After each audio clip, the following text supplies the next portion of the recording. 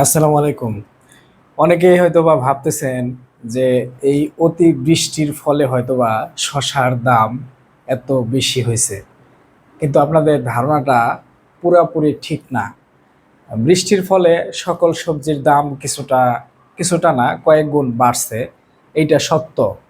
মরিচের দাম বাড়ছে, সকল কোনো কোনো ফসলের দাম আপনার ৮ গুণ পর্যন্ত বাড়ছে। আমি বলছিলাম যে ২ গুণ, ৩ গুণ, ৪ গুণ বাড়তে পারে, কিন্তু কোনো কোনো ফসলের দাম ৮ গুণ পর্যন্ত বাড়ছে। আমি হিসাব করে দেখছি, যেমন ধুন্দুলের দামই হচ্ছে আপনার প্রায় ৮ গুণ বেড়ে গেছে পাইকারি। তো শসার দাম কি বৃষ্টির কারণেই বাড়ছে শুধু? না, শুধু বৃষ্টির কারণে শসার দাম বাড়ে নাই। একটু চোখ বন্ধ করে পিছনের কথা চিন্তা করেন।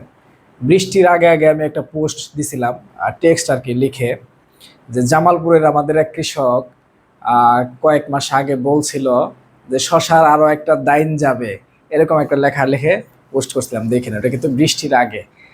ওই সময়ের ওই পোস্টের কমেন্টগুলোতে দেখেন শসার দাম কত ছিল। কোনো কোনো এলাকায় ২,০০০ টাকা বা তার বেশি এরকম দাম ছিল। তার মানে বিষয়টা হচ্ছে বৃষ্টির আগে থেকেই শসার দাম বেশি ছিল বা বাড়তেছিল, এবং এই বৃষ্টি হওয়ার পরে এগুলা ৪,০০০ টাকা মন পাইকারি হয়েছে, ১০০ টাকা কেজি হাইব্রিড শশা পাইকারি, আর দেশিটা আরো বেশি পর্যন্ত হয়েছে। হ্যাঁ, তো এটা কেন হয়েছে? এটা তো শুধু বৃষ্টির কারণে হয় নাই। আর কি কারণে হয়েছে?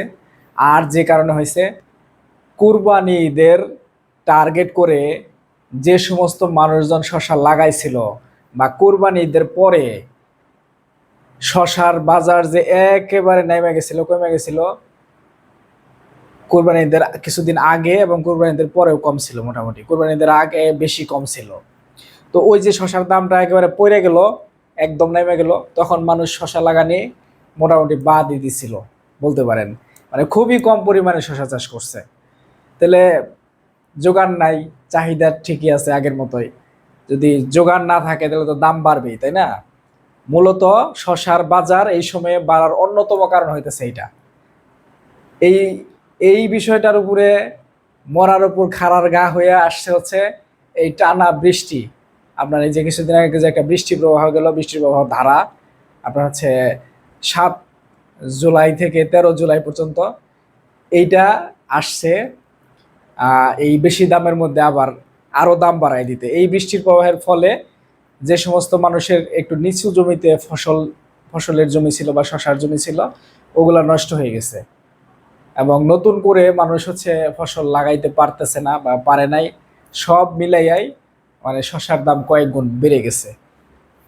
আজকের এই ভিডিওর মেসেজ বা শিক্ষণীয় বিষয় হলো এইটাই, যে কোনো ফসলের যখন দাম কমে যায়, আমি এটা আমার অনেক ভিডিওতে এর আগেও বলছি, যে কোনো ফসলের দাম যখন একেবারে কমে যাবে তখন ওই ফসলটা বেশি বেশি লাগাইতে হয়, কারণ ওই সময়ে মানুষ ওগুলা লাগানি বাদ দেয়। দেখা যায় তার কিছুদিন পরে আবার দাম বাইরে যায়।